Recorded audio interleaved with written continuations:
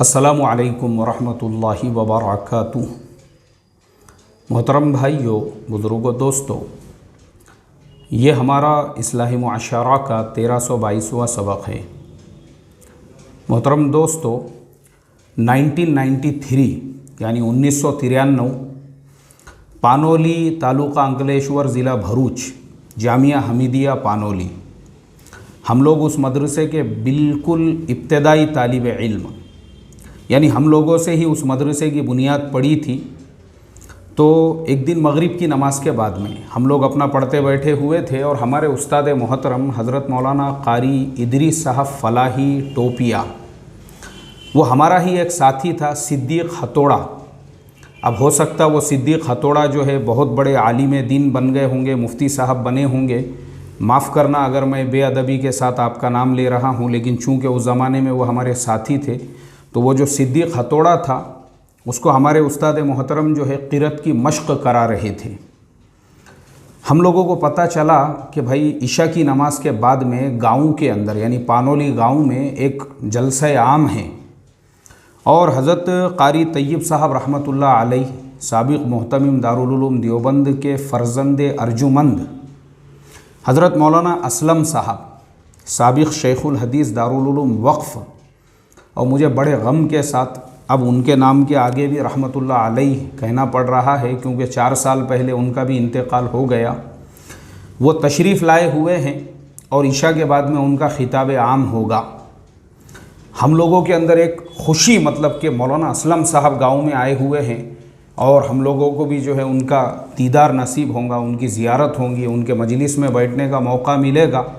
लेकिन फिर आपस में थोड़ा सा डर पैदा हुआ। बोले यार अपन अगर वहाँ पे जलसे में जाएंगे तो कहीं कारी इदरीस साहब नाराज़ ना हो जाए, क्योंकि मैं आप लोगों को बताऊं, हम लोग हमारे उस्ताद मोहतरम कारी इदरीस साहब से इतना डरते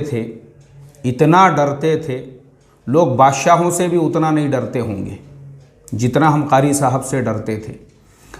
और मैंने तो उनके पास में हिफ्ज़ कुरान पढ़ा हूँ।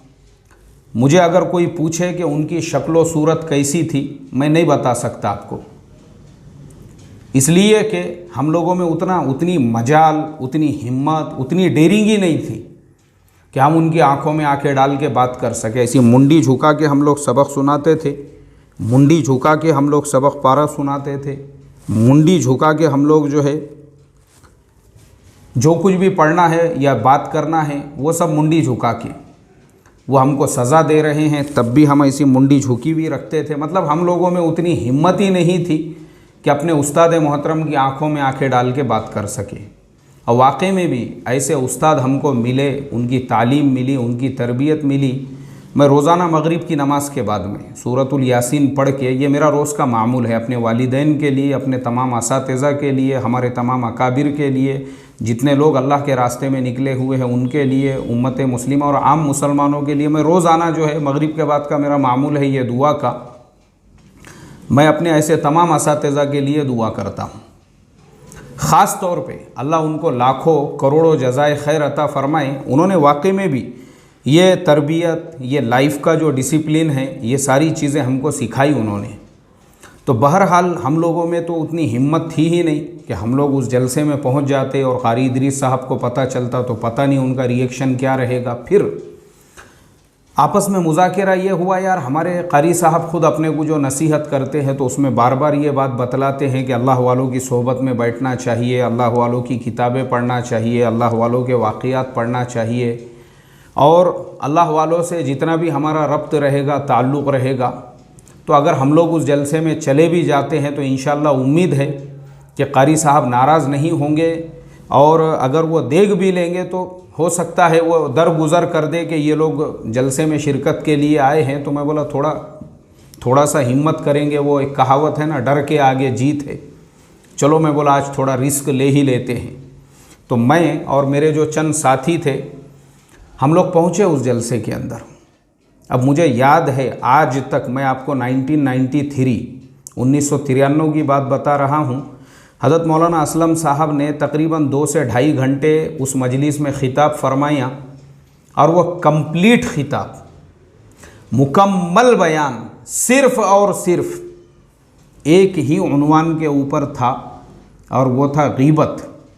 गीबत से बचना, गीबत की बुराइयाँ, गीबत कितना बड़ा गुनाह अज़ीम है और गीबत की वजह से अनवारात जो क़ल्ब के, चेहरे के कैसे ख़त्म हो जाते हैं, वो सारी चीज़ें उन्होंने एक हज़रत हसन बसरी रहमतुल्लाह अलैह का वाक़िया सुनाए थे, वो भी मुझे मेरे जहन में है अच्छी तरह से।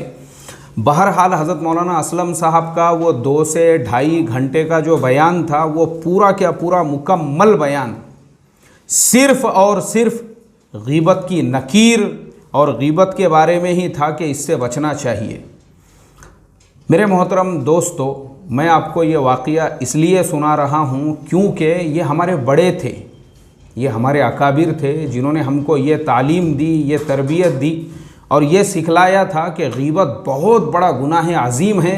कुरान पाक में मुस्तकिल अल्लाह तबारक व तआला ने गीबत है, चुगली है, तोहमत है, बहतान है, मुस्तकिल सूरतुल हुजरात के अंदर पूरा क्या पूरा एक रुकू उसके बारे में नाजिल फरमाया। अल्लाह के नबी सल्लल्लाहु अलैहि वसल्लम ने गीबत करने वाले चुगलखोरों के बारे में बचपन से वह हदीसें सुनते आ रहे हैं, ला यदखुलुल जन्नत क़त्तातुन बोल के। चुगलखोर, गीबतखोर, तोहमत लगाने वाले, बहतान लगाने वाले, और वो फ़ज़ाइल आमाल के अंदर बचपन से सुनते आ रहे हैं कि किसी पे तोहमत और बहतान लगाने वाला वो ऐसा ही है जैसा अपनी हकीकी वालिदा से 70 मरतबा मुँह काला करने वाला। अल्लाह हिफाजत फरमाए। मेरे मोहतरम दोस्तों, ये सारी खबासतें, ये सारी बातें बचपन से सुनते आ रहे थे, लेकिन ये पता नहीं था कि एक ज़माना ऐसा भी आने वाला है कि लोग उसी गीबत को मस्जिदों के मिंबरों पे और मसनदों पे बैठ कर बयान करेंगे। मैंने देखा, कुछ वीडियोस देखा मैंने, एक साहब का भी वीडियो मैंने देखा जो मस्जिद के मिंबर पे बैठ के और कसम खाके कि मैं मस्जिद में बैठा हुआ हूँ और मस्जिद के मिंबर से ये बात कर रहा हूँ। वाह रे वाह! वाकई में भी यार उस इंसान की डेयरिंग देखकर और उसका निडरपन देखकर अल्लाह की ज़ात से कि अरे अल्लाह तूने जिस गीबत को हराम किया, नाजायज़ करार दिया, मैं उसको मस्जिद के मिंबर पे बैठ के बयान करूँगा। नऊज़ बिल्लाहि मिन ज़ालिक। वो इंसान अपने अमल से इस बात का ऐलान कर रहा है। मैंने वो गीबत सुना, पहले तो मुझे जो है पहले तो एकदम से मेरा दिल जो है अल्लाह के खौफ से कि अरे अल्लाह ये कैसा निडर इंसान है, ये मस्जिद के मिंबर पे बैठ के गीबत बयान कर रहा है। ये वो गीबत जिसके बारे में हम लोग बचपन से सुनते आ रहे थे कि गीबत नहीं करना चाहिए, गीबत इतना बड़ा गुनाह अजीम है। मस्जिद के मिंबर पे बैठकर गीबत भी बयान कर रहा है, तोहमत भी लगा रहा है। मस्जिद का वो मिंबर जो सिर्फ़ और सिर्फ इसलिए था कि मस्जिद के मिंबर पे बैठकर आप लोगों को कुरान की बातें सुनाते, हदीस की बातें सुनाते, सहाबा इकराम के वाक़िया सुनाते। ये कैसा ज़माना आ गया कि लोग हसद में, जलन में, आपस की दुश्मनियों में ऐसे अंधे हो चुके हैं, अंधे। कुछ नज़र नहीं आ रहा है कि हम किसी की इस्मत को तार तार कर रहे हैं, किसी पे बहतान लगा रहे हैं, किसी की गीबत बयान कर रहे हैं, वो भी मस्जिद के मिंबर पे बैठकर। अल्लाह हिफाजत फरमाए। मेरे मोहतरम दोस्तों, कैसा ज़माना आया है ये हमारा आज का ज़माना। लोग गीबत करने को डर नहीं रहे हैं और वो भी मस्जिदों के मिंबरों पे बैठ कर गीबतें, चुगलियाँ, तोहमतें और बहतान बयान कर रहे हैं। और हैरत है इस बात के ऊपर कि जहाँ मिंबर से गीबतें बयान हो रही है, वहाँ पे जो बैठे हुए लोग हैं, इतना भी शुऊर और सेंस नहीं है उनके अंदर कि बयान करने वाला गीबत बयान कर रहा है। वो अंबिया के कुर्बानियों के वाक़ियात नहीं सुना रहा, सहाबा के मुजाहिदों के वाक़ियात नहीं सुना रहा। जो सामने बैठे हुए ऐसी मुंडी झुका के अल्लाह अल्लाह, क्या तमाशा लगा के रखे यार। अल्लाह हिफाजत फरमाए। बोलने वाला गीबतें बयान कर रहा है, कम से कम सुनने वालों में तो शुऊर और अकल होना चाहिए। उसके कंपैरिजन में मैं आपको बताता हूँ, वाकई में भी यार हमको असातिज़ा भी ऐसे मिले थे और हमको बड़े भी ऐसे मिले और हमारे दावत व तबलीग के लाइन से ज़िम्मेदार भी हमको ऐसे मिले। मेरी मुलाकात हुई हमारे हज़रत जी मौलाना साद साहब से और मैंने हमारे हज़रत जी मौलाना साद साहब से मुसाफ़हा किया और मुसाफ़हा करने के बाद में हज़रत जी से मेरी बातचीत होने लगी। तब हमारे हज़रत जी ने मेरे से कहा, बोले देखो अल्लाह की ताकत सबसे बड़ी ताकत है। हज़रत जी ने मेरे से पूछा पहले कि पहले ये बताओ, हम इंसान हैं, हमारी ताकत बड़ी है या अल्लाह की ताकत बड़ी है? मैं बोला हज़रत ताकत तो अल्लाह की बड़ी है, ताकत तो फरिश्तों की बड़ी है। बोले बस हमारा काम ही नहीं है किसी का मुज़ाकरा करना, किसी के बारे में बात करना, किसी के बारे में कौन क्या कर रहा है, क्या प्लानिंग में है, क्या साजिशों में है, वो छोड़ देने का उसको उसके हाल पे। अल्लाह की ताकत सबसे बड़ी है ना, अपने से भी बड़ी अल्लाह की ताकत है, फरिश्तों की भी ताकत है, छोड़ दो उनको उनके हाल पे, अल्लाह ताला उनको देख लेंगे।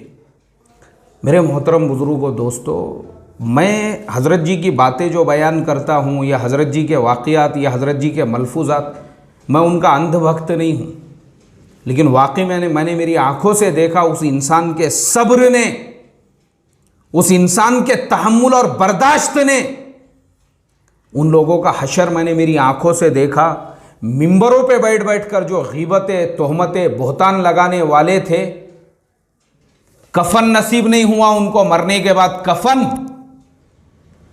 नमाज जनाजा, मय्यत का गुस्ल नसीब नहीं हुआ। हॉस्पिटल के जो कर्मचारी थे, एम्बुलेंस में लाके ऐसे लोगों की नाशों को कब्रों में फेंका है उन्होंने।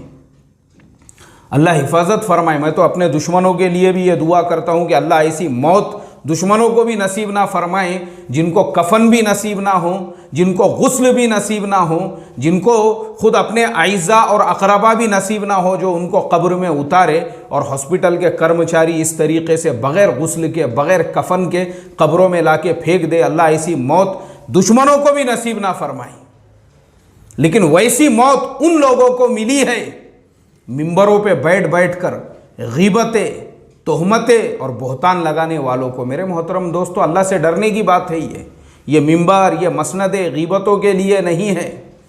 तो ये पूरा वाक़या मैंने जो आपको पानोली 1993 से शुरू करके यहाँ तक लेके आया हूँ, सिर्फ़ और सिर्फ ये समझाने के लिए हमको हमारे बड़ों ने जो सिखाया है उस पर अमल करना है। हमको अपनी ज़ुबानों को गीबत से दूर रखना है, हमको अपनी ज़ुबानों को तोहमतों से दूर रखना है, हमको अपनी ज़ुबानों की बोहतान और ये सारी खबासतों से हिफाजत करना है। हमको किस पे अमल करना है? अभी मैंने 2 दिन पहले हज़रत जी का ही एक मलफूज़ है जिसमें हज़रत मौलाना इलियास साहब रहमतुल्लाह अलैह के हवाले से हज़रत ने बयान फरमाया कि मौलाना इलियास साहब रहमतुल्लाह अलैह फरमाते थे कि गुनहगार से गुनहगार मुसलमान के अंदर भी अच्छाई तलाश करने की मश्क करो। गुनहगार से गुनहगार मुसलमान में भी, जुमला याद रखो, गुनहगार से गुनहगार मुसलमान में भी अच्छाई तलाश करने की मश्क करो। खाली अच्छाई तलाश मत करो, तलाश करने की मश्क करो। मश्क, अपने आप को आदी बनाओ कि किसी में अगर 1000 खराबियां और बुराइयां भी और लोग जो है उसको बुरा और जो है गुनहगार समझते हैं, तब भी हम ऐसे हो कि उसके अंदर हम फिर भी कोई ना कोई ऐसी अच्छाई तलाश कर लें। अल्लाहु अकबर। वाकई में भी मोहतरम दोस्तों, हमारे बड़ों ने तो हमको ये सिखाया कि गुनहगार से गुनहगार में भी अच्छाई तलाश करने की मश्क करो। और ये कैसे निडर लोग होंगे जो अपने वक्त के अल्लाह वालों के, और जो लोगों ने अपने आप को दीन के काम के लिए वक्फ़ कर दिया, पूरी ज़िंदगी दीन के लिए जिन्होंने लगा दी, उनके अंदर भी ये बुराइयां तलाश करने में लगे हुए हैं। अल्लाह हिफाजत फरमाए भाई, ऐसा डेरिंगबाज बनने से और ऐसा अल्लाह से निडर बनने से अल्लाह हिफाजत फरमाए। और वह हशर होने से कि मय्यत को कफन और गुस्ल और नमाज जनाजा भी मुयस्सर ना हो, अल्लाह हिफाजत फरमाए, अल्लाह हिफाजत फरमाए, अल्लाह हिफाजत फरमाए। इसी बात पे अपनी बात को ख़त्म करता हूँ। अल्लाह हिफाजत फरमाए। अस्सलामु अलैकुम व रहमतुल्लाहि व बरकातुहू।